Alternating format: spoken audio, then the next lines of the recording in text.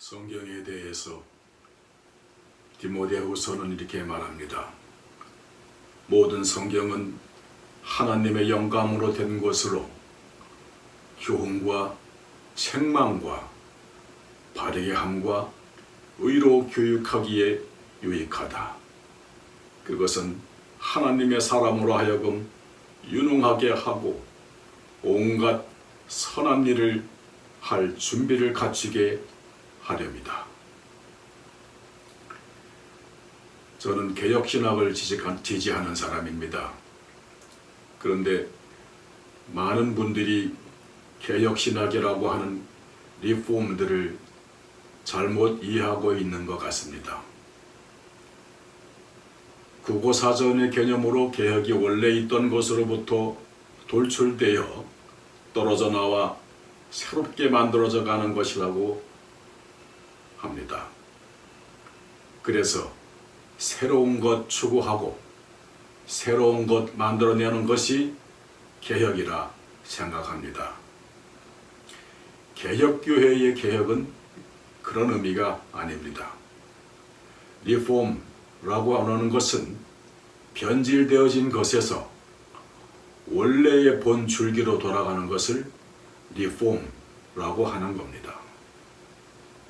하나님의 교회는 변함없이 변질됨 없이 이어져 내려왔습니다. 그런데 로만 가톨릭이 원가지에서 변질이 되자 안 된다.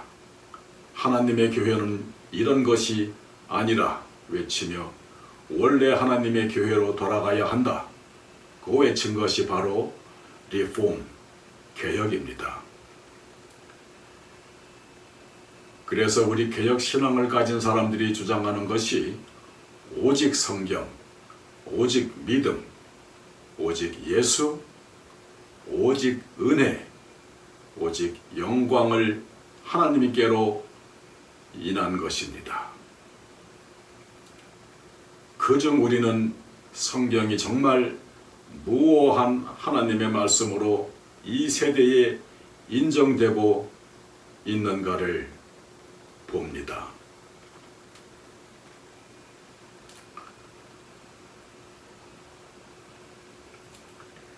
혹자 어떤 사람들은 기독교를 체험의 종교라고 합니다. 그러나 그것은 잘못 인식하고 있는 것입니다. 기독교는 계시의 종교이지 체험의 종교가 아닙니다. 기독교와 이 세상 모든 다른 종교와의 차이가 바로 이 점입니다. 다른 종교는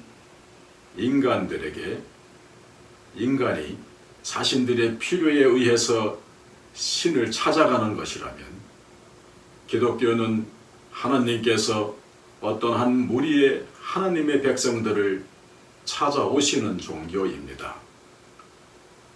그러므로 초월적인 하나님께서 우리 제한적 이성의 인간들에게 자신을 계시하지 않으면 우리는 하나님을 절대 알 수가 없습니다.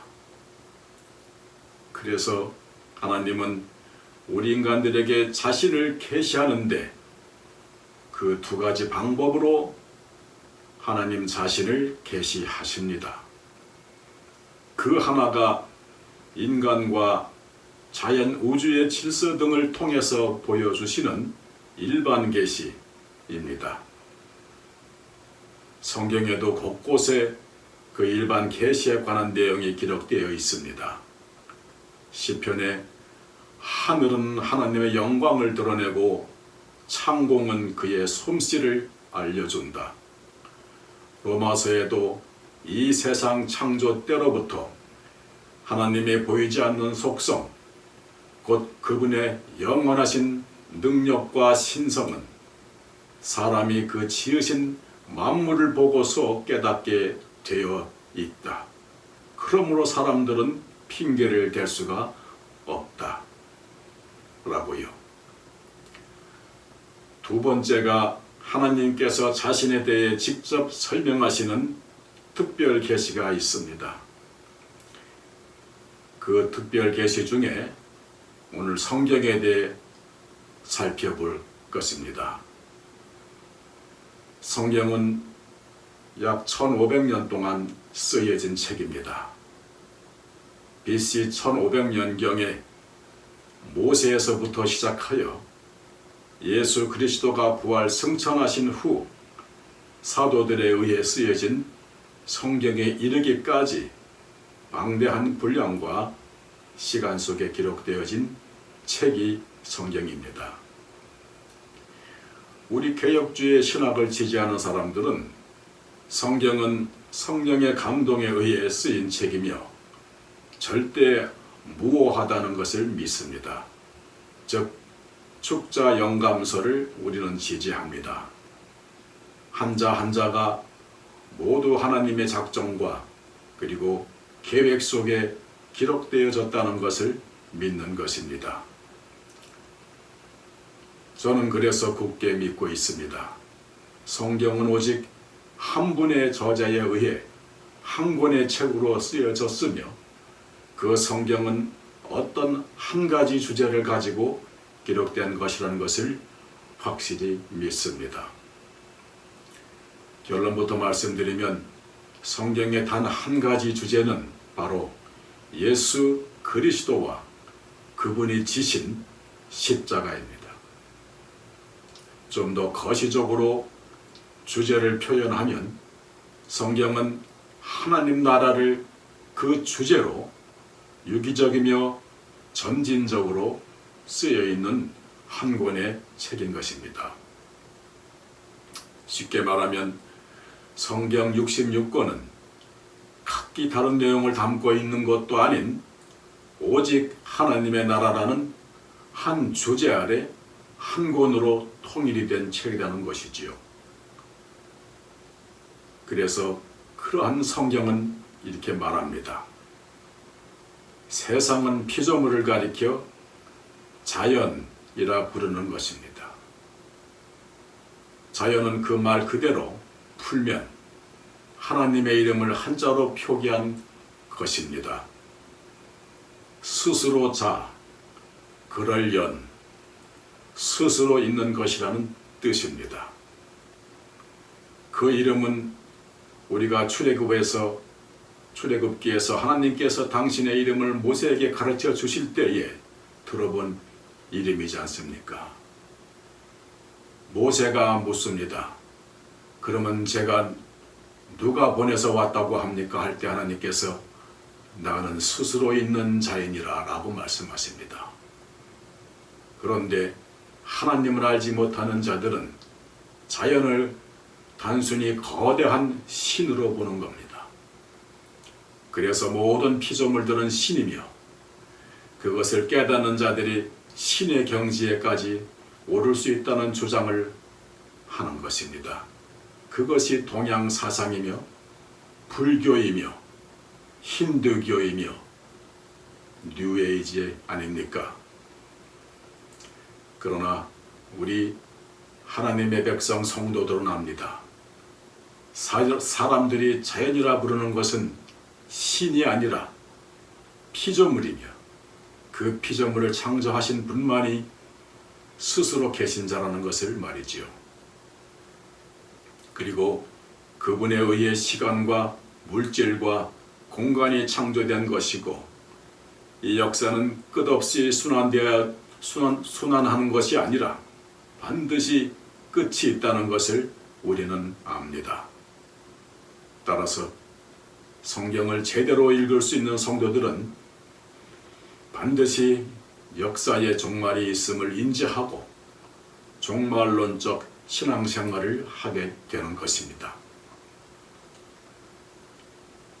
인간은 순환의 논리에 의해 또다시 윤회할 수 있는 것이 아니라 반드시 죽음이라는 종말과 심판이라는 문을 통과해야 한다는 그 역사관에 의해 하나님 나라 백성다운 삶을 추구하게 되는 것입니다.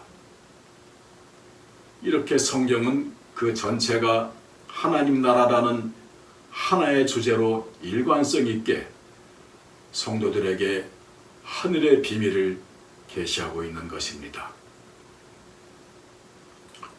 이렇게 성경은 일관성 있게 우리 구원의 유일한 길이신 예수, 하나님 나라의 왕이신 예수에 관해서만 기록되어 있는 것이고, 그 구원을 이루어 가시는 하나님의 손길인 구속사만이 기록되어 있는 것이며, 그 구속사를 이끌어 가시는 하나님 나라의 법이요, 하나님의 약속인 언약으로 이어지는 책임것이며, 그 모든 것을 하나님이 시작하셔서 하나님이 끝내신다는 하나님의 주권만이 기록된 책인 것입니다. 성경은 하나님께서는 창세기에 최초의 죄인 벌거벗은 아담을 요한계시록에 그 의의 흰 옷을 입은 하나님 백성으로 어떻게 만들어 가시는가를 설명하는 책인 것입니다. 그 방법으로 하나님은 독생자의 죽음이라는 방법을 택하셨으며, 그 언약을 이루시기 위해 독생자 예수가 인간으로 세상에 오셔서 십자가를 지시고 죽으심으로 우리가 하나님과 화목하게 되는 과정을 반복해서 설명해 주고 있는 책입니다. 성경은 타락, 심판, 구원, 천국잔치의 순서로 일관성 있게 은혜라는 주제를 풀어서 설명하고 있습니다. 창세기에서 타락한 인간이 계시록의 새 하늘과 새 땅으로 들어가는 과정을 점진적 계시의 형식으로 써 놓은 것이 성경입니다. 그래서 여호수아 때 가나안에 입성함으로 한번 그 주제 설명이 초보적으로 끝나고, 사사기에서 또 타락하여 사무엘 하에서 솔로몬의 성전을 완성함으로 한 번 더 또 끝나고, 열왕기서에서 또 타락을 보여주고, 에스라, 느헤미야, 에스더에서 성전을 완성하고 잔치를 벌이는 장면으로 또 한 번 끝나며, 욥기, 시편, 잠언, 전도서, 아가서에서 그 지혜 예수 그리스도가 누구냐를 설명하고, 아가서에서 하나님과 그 백성들과의 천국에서의 사랑을 묘사하며 또 한 번 끝이 납니다.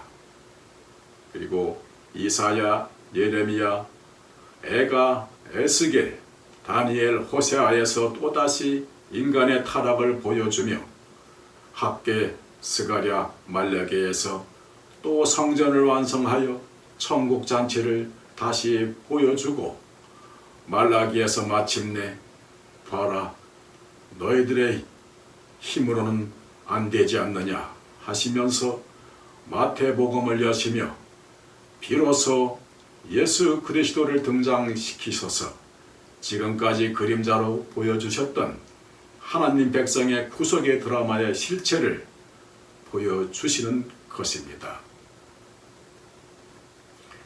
주님은 유대인 중에 유대인이라 하는 니고데모에게 네가 가지고 있는 배경이 절대 너를 구원할 수 없다는 것을 알려주시고, 사마리아 여인을 등장시켜 인간적인 면에서 전혀 불가능한 그녀가 구원을 받음으로, 구원은 이렇게 인간 쪽에서 아무런 근거를 찾을 수 없는 것이란 것을 비교해서 설명해 주십니다.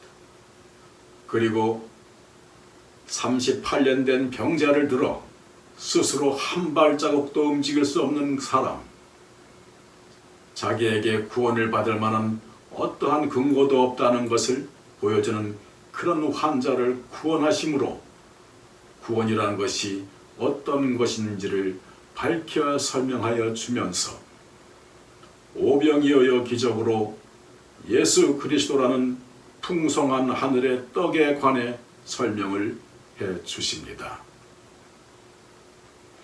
그리고 그 십자가의 은혜가 성령에 의해 어떻게 우리 하나님의 백성들에게 적용되는지를 설명해 주시는 것이 사도행전이고, 그것을 교리적으로 정리를 해 놓은 것이 로마서이며 고린도서부터 유다서까지가 그리스도인들의 행동 지침으로 신약의 신해산 언약과 같은 것입니다. 그리고 드디어 대단원의 계시록으로 마치는 것이 성경입니다. 그래서 성경은 모두 다 예수에 관한 이야기가 맞는 것입니다. 성경이 직접 그 사실을 확인시켜 주는데요. 누가복음 24절에서 예수께서는 그들에게 말씀하셨다. 그대들은 참 어리석다. 예언자들이 말한 모든 것을 믿는 마음이 참 무디도라. 그리스도가 반드시 이런 고난을 겪고서 자기 영광에 들어가야 하지 않겠느냐. 그리고 예수께서는 모세와 모든 예언자로부터 시작하여 성경 전체가 자기에 관하여 쓴 일을 그들에게 설명해 주셨다. 엠마오 마을로 내려가는 두 제자에게 부활하신 예수님께서 나타나셔서 자신을 알아보지 못하는 제자들에게 선지자의 글과 즉 성경을 자세히 설명해 주셨는데 그것이 바로 자기에 관한 것, 예수에 관한 것이라고 성경이 기술하고 있습니다. 성경은 그렇게 오직 예수에 관해서만 쓰여 있습니다. 그렇다면 구약 성경에는 어떻게 예수 그리스도가 숨어 있을까요? 요한복음 8장 너희의 조상 아브라함은 나의 날을 보게 될 것을 즐거워하였고 마침내 보고 기뻐하였다. 아브라함의 믿음의 대상이 누구였습니까? 여기 말씀대로라면 예수 그리스도였습니다. 우리는 아브라함의 이야기를 통해 믿음의 조상 아브라함의 행적에 관심을 가져서는 안 됩니다. 아브라함의 이야기는 하나님의 은혜로 우상을 섬기며 자기의 유익을 위해 아내를 2번씩이나 팔아먹는 아브라함을 마침내 모리아 산에 아들을 제단에 바치는 그러한 아브라함으로까지 끌어가시는 하나님에게 초점을 두고 읽어야 하는 것입니다. 그렇게 불가능한 죄인을 하나님의 벗으로 만들 수 있는 유일한 방법이 바로 독생자 아들을 죽여 원수들을 살려내시는 하나님의 은혜와 사랑, 즉 예수 그리스도의 십자가로 완성이 될 것이라는 것을 예표하는 것이 바로 모리아 산의 그 아브라함의 이야기의 주제인 것입니다. 요한복음 12장에 이사야가 이렇게 말한 것은 그가 예수의 영광을 보았기 때문이다. 이 말은 그가 예수를 가리켜서 한 것이다. 히브리서 11장에서는 믿음으로 모세는 어른이 되었을 때에 바로 왕의 공주의 아들이라 불리기를 거절하였습니다. 오히려 그는 잠시 죄의 향락을 누리는 것보다 하나님의 백성과 함께 학대받는 길을 택하였습니다. 모세는 그리스도를 위하여 받는 모욕을 이집트의 재물보다 더 값진 것으로 여겼습니다. 그는 장차 받을 상을 내다보고 있었습니다. 이사야가 예수 그리스도의 영광을 보았다 말씀합니다. 모세가 예수 그리스도를 위해 능력을 받았다고 말씀합니다. 이렇게 구약의 우리 믿음의 조상들도 비록 그림자처럼 주어지긴 했지만 예수 그리스도를 신앙했으며 예수 그리스도를 알았던 것입니다. 따라서 구약 성경도 많은 인물과 역사들을 통해 예수 그리스도를 설명해 주는 책인 것입니다. 바로 그 예수 그리스도의 이야기가 신약에 와서 그 실체이신 예수 그리스도가 오심으로 명쾌하게 정리가 되는 것입니다. 히브리서 1장 1절로 2절, 하나님께서 옛날에는 예언자들을 시켜서 여러 번에 걸쳐 여러 가지 방법으로 우리 조상들에게 말씀하셨으나 이 마지막 날에는 아들을 시켜서 우리에게 말씀하셨습니다. 하나님께서는 이 아들을 만물의 상속자로 세우시고 그로 말미암아 온 세상을 지으셨습니다. 구약의 수많은 선지자들의 예언과 여러 인물들의 발자취가 전부 예수 그리스도를 설명하는 것이었다는 말입니다. 그 이야기들이 예수 그리스도 안에서 완성품으로 계시가 되었다는 것이지요. 그래서 예수님을 마지막 계시라고 하는 것입니다. 성경의 모든 계시가 예수 그리스도로 수렴이 된다는 말입니다. 성경의 모든 예언들은 예수 그리스도로 결론 지어야 하는 것입니다. 우리는 이 땅에서 시간 속을 지나면서 우리에게 오게 될 영원한 세상을 바라보고 추구하며 사는 사람들입니다. 성경은 바로 그 새 하늘과 새 땅에 관한 소망이 적혀 있는 책입니다. 우리 그리스도인의 장차 있을 시간에 대해서 성경에 명확하게 기록이 되어 있습니다. 새 하늘과 새 땅에서의 영원한 삶, 그 나를 위해 십자가에서 죽으신 예수 그리스도와의 영원한 안식이라고. 그렇습니다. 오직 성경만이 하나님께서 우리 백성들에게 자신을 계시하는 특별한 방법입니다. 그래서 성경은 무오하며 성경은 하나님의 말씀이며 성경 이외에 하나님은 우리에게 다른 어떤 특별 계시를 주시지 않습니다. 기도하겠습니다. 하나님 아버지, 말씀으로 오셔서 생명된 말씀을 십자가에서 온전히 이루신 예수 그리스도의 복음을 입으로 시인케 하심에 감사드립니다. 말씀에 전할 자가 없음이니 누가 듣겠느냐라는 말씀에 온전히 의지하여 늙은 종이 외치오니 삼위일체의 하나님이 사용하여 주시옵소서. 예수 그리스도 이름으로 기도하옵나이다. 아멘.